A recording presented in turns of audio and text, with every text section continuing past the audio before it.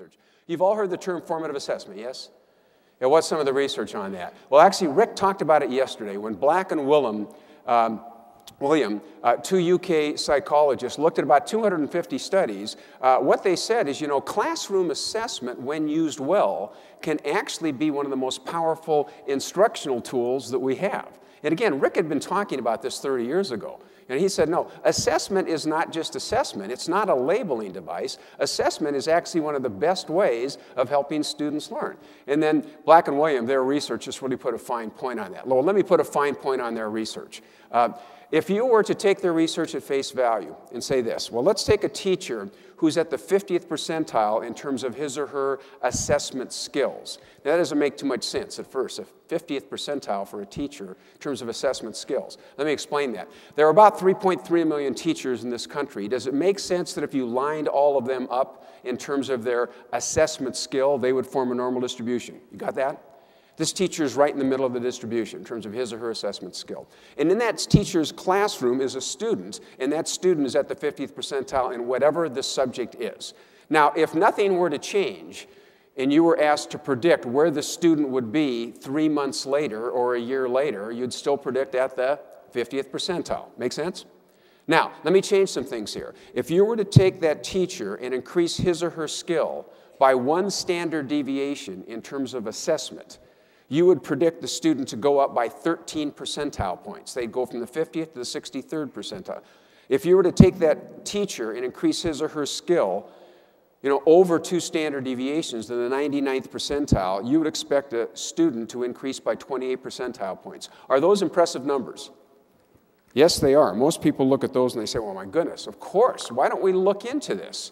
You know, this has really strong potential in terms of helping students learn, not just labeling students.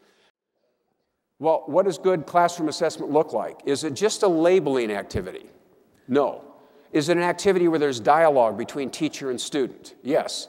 Is the purpose of that dialogue or that interaction for the students to see where they are now, okay, and then where they should be and how to get there? Absolutely. So studies like these, they said, okay, there's some powerful generalizations we're going to call formative assessment or apply to formative assessment. First of all, some things we know. The people who are the measurement experts, you know, do agree that a formative assessment is not a specific type of test. Get that? Yeah, it's really not a test. So technically, to say this is a formative assessment and this is a summative assessment, technically that's not accurate. Now, I still use those terms. You're going to use those terms. But technically, it's the use of the assessment, not the assessment itself. And technically, one assessment could be used for formative purposes versus summative purposes, although that's not a good idea. So we tend to get away from, you know, talking about formative versus summative assessments within our system.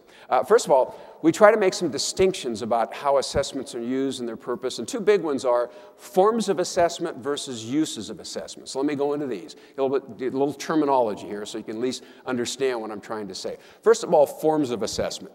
There are really 3 forms of assessment, and I think we only use 1 by and large. And those forms are obtrusive, unobtrusive, and student-generated, the most powerful of the 3. And for me, you get into that, you're starting to be involved in the revolution. What if you're not sure about the summative score? What do you do? Or a kid says, I think I'm higher. Can you see where student-generated assessments come in there? Okay, fine. You think you're a higher score? Show me.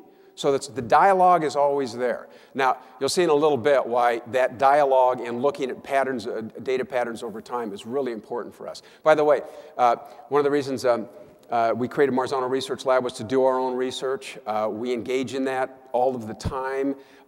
If an individual teacher is willing to do a little study where you have an experimental and control group and a little pre-test and post-test, give it to us, we'll analyze the data for you.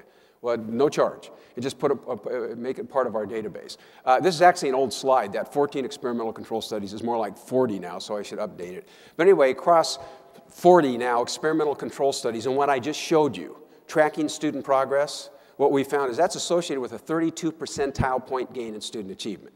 So I could say right now, from my perspective, if you just did that tracking, you know, and then summative scores derived by looking at progress over time, not a single assessment, you'd see some gains right now.